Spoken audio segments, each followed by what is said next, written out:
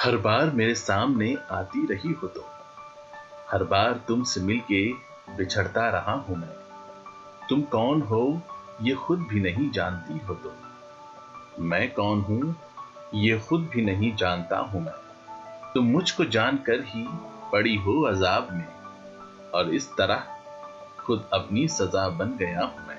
तुम जिस जमीन पर हो मैं उसका खुदा नहीं, पर सर बसर अजियत ओ अजार ही रहो। बेजार हो गई हो बहुत जिंदगी से तुम, जब बस में कुछ नहीं है तो बेजार ही रहो। तुमको यहाँ के सायों पर दस से क्या गरज, तुम अपने हक के बीच में दीवार ही रहो। मैं इब्तिदाए इश्क से बेमहर ही रहा, तुम इंतहाए इश्क का मेयार ही रहो। तुम खून थूकती हो ये सुनकर खुशी हुई, इस रंग इस अदा में भी पुरकार ही रहो। मैंने ये कब कहा था मोहब्बत में है नजात, मैंने कब ये कहा था वफादार ही रहो। अपनी मताए नाज लुटाकर मेरे लिए बाजार इल्तिफात में नादार ही रहो।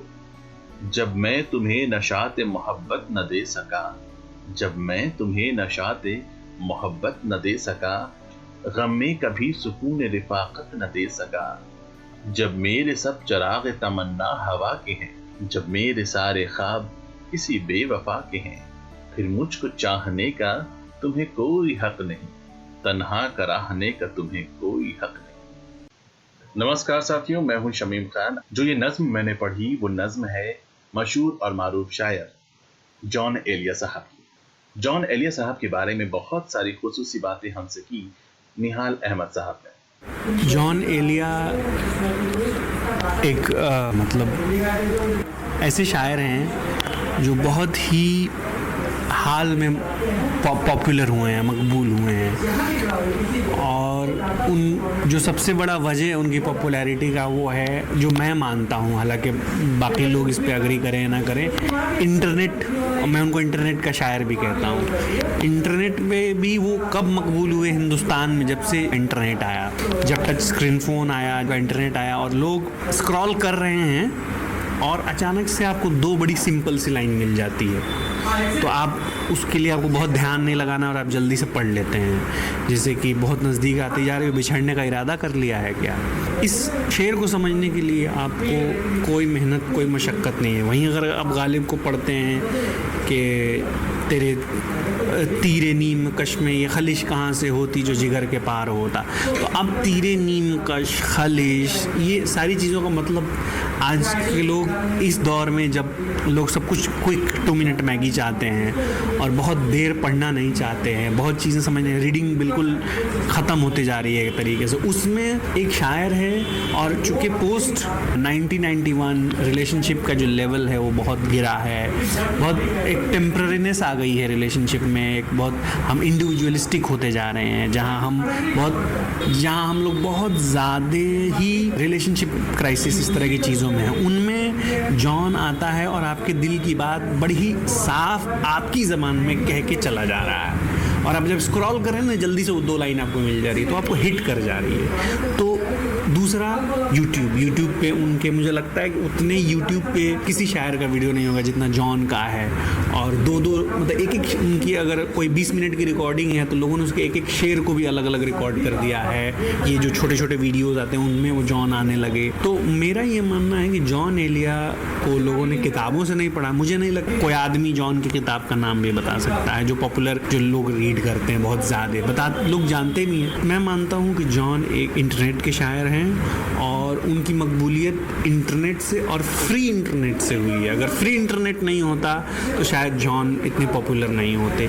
ये बात हिंदुस्तान में भी है, यही बात पाकिस्तान में भी है कि जॉन एक बहुत ही हालांकि वो मुशायरे के शायर थे, वो मुशायरे में बहुत पढ़े जाने, बहुत मकबूल शायर थे, पर इस तरह से आम वो कभी नहीं हुए। उनके आम होने का जो बहुत 4, 5, 7 साल, 8 साल, 10 साल के वो शायर हुए। मतलब मेरे सामने, मैं जब ग्रेजुएशन में आया हूँ तब से मैंने उसके बहुत सालों बाद मैंने जॉन को पढ़ा और लोगों को मैंने देखा जॉन को पढ़ते हुए। तो जॉन का सबसे बड़ा जो रीज़न है, जो वो मेरा मानना है कि एक तो इंटरनेट हो गया और प्लस बहुत आसान लफ्ज़ इस्तेमाल करते थे। तीसरी चीज़ जो मुझे लगती है कि हमारे अंदर जो एक रिलेशनशिप जो प्रॉब्लम है, चूँकि हम माइग्रेट कर गए, हमारे अंदर एक कहीं ना कहीं एक वॉइड है इस 90s के बाद वाले जनरेशन में। जॉब क्राइसिस, अनएम्प्लॉयमेंट है, सेटलमेंट नहीं है, बहुत सी चीज़ें, मतलब एक तरह से हम अर्बनाइज होते जा रहे हैं, सारी चीज़ों को हमारा लाइफ स्टाइल अर्बनाइज, तो उनमें एक बहुत बड़ा गैप है हमारी ज़िंदगियों में। तो वो जॉन जैसे शायर से भरता है, इसलिए जॉन बहुत मकबूल हुए। उनकी शायरी, अब बात करते हैं उनकी शायरी में ये सारे असरात कहाँ से आए हैं। वो एक बहुत ही पर्सनल, मतलब एक तरह से बहुत हद तक पर्सनल शायर थे, बहुत सोसाइटल रिफ्लेक्शन नहीं देते थे वो, जिस तरह से जो बाकी सोशलिस्ट पोइट्स करते हैं।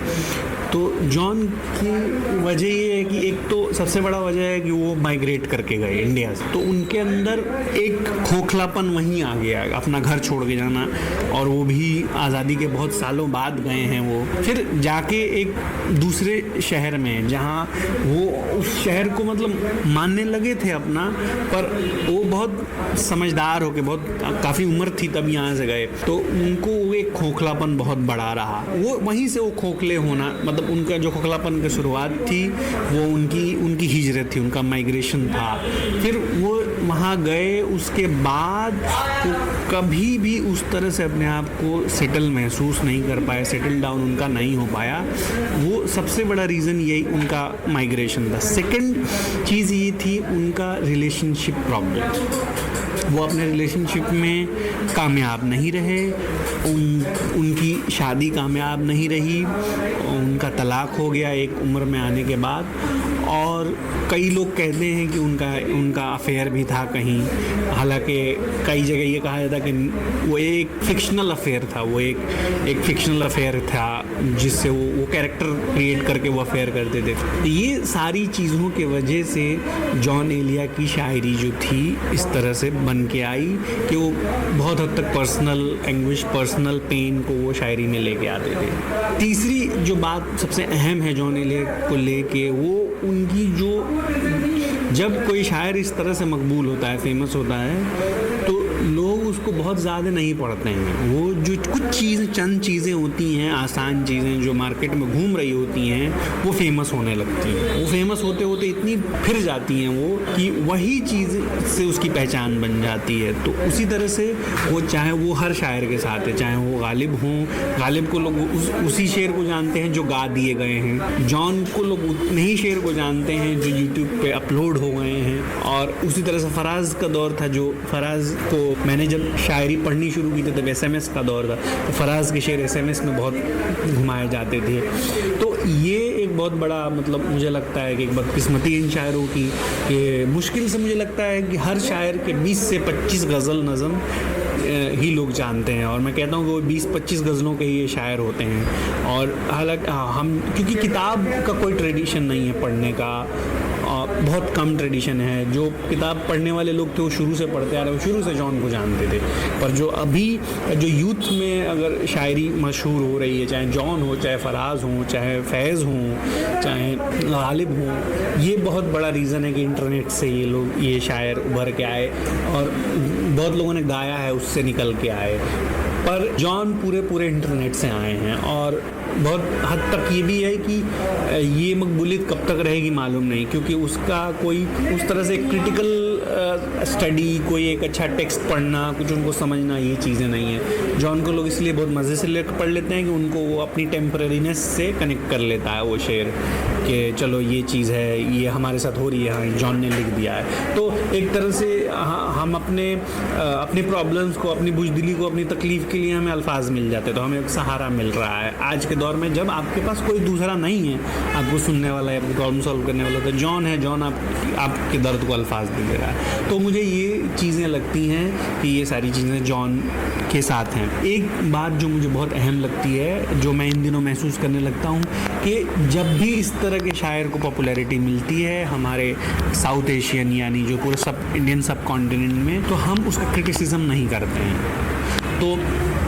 चाहे वो जॉन हो, चाहे कुछ सालों पहले अगर आप देख लें मंटो इसी तरह से मकबूल थे। हर आदमी मंटो की टी शर्ट, मंटो की कहानियाँ, मंटो पे फिल्म, उसी तरीके से आज जॉन हो रहे हैं। तो हम उनको क्रिटिसाइज़ नहीं करते हैं। ये हमारे पूरे साउथ एशियन जो रीजन है इसकी दिक्कत है कि हम जब किसी को मतलब हमारे अंदर एक भक्ति आ जाती है, भक्ति करने लगते हैं तो उसका हम क्रिटिसिज्म नहीं करते हैं। तो उसमें हम वो एक भक्ति लेके आ जाते हैं और हम क्रिटिसिज्म का स्पेस नहीं रख पाते हैं। वही जॉन के साथ इस वक्त हो रहा है कि उनका क्रिटिसिज्म नहीं है। हो सकता है कोई यूनिवर्सिटी में कोई एकेडमिक पेपर लिख रहा हो उनके क्रिटिसिज्म की, पोएट्री क्रिटिसिज्म में, उनकी लाइफ क्रिटिसिज्म में, बट इन जनरल जो आम पॉपुलर डिस्कोर्स में जहाँ जॉन जिस तरह से इस्तेमाल किए जाते हैं उसमें क्रिटिसिज्म नहीं है कि जॉन की दिक्कतें क्या थी। हालांकि लैंग्वेज पे कहा जाता है कि वो बहुत उनकी लैंग्वेज की पकड़ बहुत अच्छी थी, यहाँ तक कि वो गालिब को भी क्रिटिसाइज़ करते हैं लैंग्वेज के लिए। मीर को वो बहुत बड़ा मानते हैं लैंग्वेज के मामले में, और वो गालिब को क्रिटिसाइज़ करते हैं। इसमें सबसे बड़ी चीज़ जो मुझे लगती है कि क्रिटिसिज्म की कमी है हमारे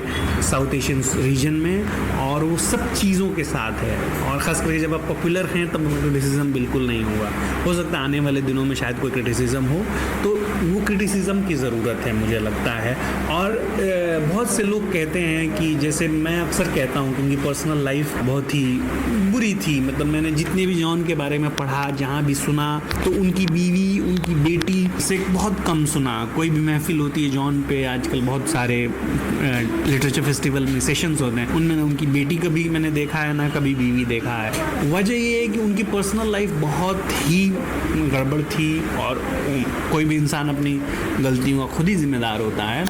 तो उनकी पर्सनल लाइफ को लोग कहते हैं अलग कर दीजिए। वो अपनी बीवी के लिए, अपनी बेटी के लिए बिल्कुल अच्छे नहीं थे।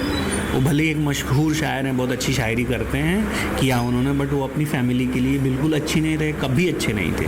तो उस चीज़ का रिफ्लेक्शन को भी हमें उनके क्रिटिसिज्म में देखना चाहिए। और लोग कहते हैं कि पर्सनल और आर्टिस्ट को अलग कर लेना चाहिए। मैंने कहा वो पॉसिबल ही नहीं, क्योंकि कहीं ना कहीं उनका पर्सनल, हर आर्टिस्ट के काम में उसका पर्सनल रिफ्लेक्शन होता है, और उसके आर्ट का रिफ्लेक्शन उसके पर्सनल लाइफ में होता है। तो ये बात मैं इन दिनों कई बार सोच रहा था कि मंटो की बीवी होना या फिर जॉन की बीवी होना कितना मुश्किल रहा होगा। वो कितनी अनडॉक्यूमेंटेड कहानियाँ और शेर उनके जहन पे होंगे, जिन्होंने मंटो को और जॉन को उस तरह से पूरी ज़िंदगी झेला है। तो उस बात को लेके मैं तो मुझे जो लगता है वो क्रिटिसिज्म का पार्ट होना चाहिए कि आपकी पर्सनल लाइफ को कहाँ आप लेके जा रहे हैं। एक बहुत बड़ी बात है कि जॉन पेन को सेलिब्रेट करते थे। वो बहुत कम शायर हैं जो पेन को उस तरह से सेलिब्रेट करते हैं। जैसे किसी गालिब हैं, गालिब की ज़िंदगी में भी दर्द रहे हैं, वो लिखते हैं कि ऐसा दर्द है, पर वो बहुत खुश रहे, मतलब उनकी ज़िंदगी में वो आराम चाहते थे, आराइश चाहते थे, वो कर्ज लेते थे, शराब पीते थे, उन दोस्तों में बैठते थे, वो उनके अंदर वो मज़ा था। जॉन में एक बहुत बड़ी दिक्कत ये थी कि वो अपने पेन से बहुत प्यार करते थे, और वो मतलब खुद को परेशान रख के जो उनको एक मज़ा था वो लेते थे, वो लेना चाहते थे। इसलिए वो बड़ी अजीब पहर में सोना, बड़ी अजीब पहर में उठना, बड़ी अजीब फूड स्टाइल, हर कुछ उनका जो पूरा जो स्टाइल, लाइफ स्टाइल था वो बहुत ही अजीब था, जिसको आप और मैं तसव्वुर नहीं कर सकते हैं कि एक शायर या फिर एक फैमिली मैन, या फिर जब आप मतलब आप पूरी दुनिया जब जग रही है, जब सब काम हो रहे हैं, आप सो रहे हैं, तो फिर आप उस दुनिया में कहाँ आ पाएंगे, आप कहाँ कुछ कर पाएंगे। अल्टीमेटली आपकी फैमिली, आपका पर्सनल लाइफ, आपका रिलेशन सब फेल होना है। तो फिर क्रिटिसिज्म का हिस्सा है, उससे आप भले ही अपनी फैमिली को एक तरह से बर्बाद होने के बाद आप अगर शायर बन जा रहे हैं, तो उसका वो कहीं ना कहीं आपकी वो क्रिटिसिज्म में, आपकी जब क्रिटिसिज्म हो तो वो बात आनी चाहिए। तो जो मोटा मोटी जो मैं बात है जो मैं शायद दोहरा रहा हूँ कि जॉन बहुत ही रीसेंट मकबूल शायर हैं, 2002 में वो मरे, और उनकी 5 किताबें हैं, यानी, लेकिन, गोया, गुमान, जो जितना मैं जानता हूँ जो पब्लिश्ड हैं। किताबों का जिक्र लोगों के अंदर नहीं है, लोग नहीं जानते हैं। अगर यूट्यूब हटा दिया जाए तो मुझे लग रहा है कि फिर जॉन को लोग वही, जितना मैंने आपको बताया कि 20-25 गज़लें, नज़में हैं, वही लोगों को याद होंगी, वही लोग कहेंगे कि हाँ ये जॉन की गज़लें हैं, नज़में, और वही पढ़ेंगे। चूँकि रीडिंग नहीं है तो जॉन को लोगों ने इंटरनेट से और वो Facebook scroll, social networking site scroll करने में जॉन को पढ़ा है। तो ये एक बहुत बड़ी लिमिटेशन है जॉन को लेके। लोग कहते हैं, जैसे मैंने कहीं सुना है कि किसी ने कहा कि क्या जॉन कभी मेन स्ट्रीम में आएंगे, तो किसी ने जवाब दिया कि वो सोशल मीडिया पे आ चुके हैं, जो कि आज का मेन स्ट्रीम है। टीवी ख़त्म हो रहा है, तो वो मेन स्ट्रीमिंग के अंदर बहुत टेम्पररीनेस होती है, आज कुछ है कल कुछ होगा। तो ये एक बहुत बड़ा सवाल है कि जॉन कहाँ तक रहेंगे, क्या रहेंगे और कितना पढ़े जाएंगे, या फिर जल्दी से ख़त्म। पर्सनल शायर थे, और शायद ये वजह है कि पर्सनल ना मतलब हैं और नहीं भी, पर मकबूल उनकी पर्सनल शायरी है। जो उनका जो पॉलिटिकल या सोशल पोइट्री है वो नहीं हम जानते हैं, ना हम पढ़ते हैं, इसीलिए वो हमारे करीब नहीं है। तो उनकी दो नज़्म है। एक नज़्म है रम्ज़, जो मुझे बहुत पसंद है, जो कहीं ना कहीं जो इस तरह से किताबों को लेते हैं जिस तरह से मैं लेता हूँ, तो यकीनन बहुत ऐसी नज़्म है जो आपको ये एहसास दिलाती है कि हाँ आप उतने, वो बात बहुत सही है किताबों को लेके। तो एक उनकी छोटी सी नज़्म है कि जब तुम आओगी तो खोया हुआ पाओगी मुझे, मेरी तन्हाई में ख्वाबों के सिवा कुछ भी नहीं, मेरे कमरे को सजाने की तमन्ना है तुम्हें, मेरे कमरों में किताबों के सिवा कुछ भी नहीं। इन किताबों ने बड़ा जुल्म किया है मुझ पर, इन किताबों ने बड़ा जुल्म किया है मुझ पर। इनमें एक रम्ज है जिस रम्ज का मारा हुआ ज़हन मुज़दाए इशरते अंजाम नहीं पा सकता, जिंदगी में कभी आराम नहीं पा सकता।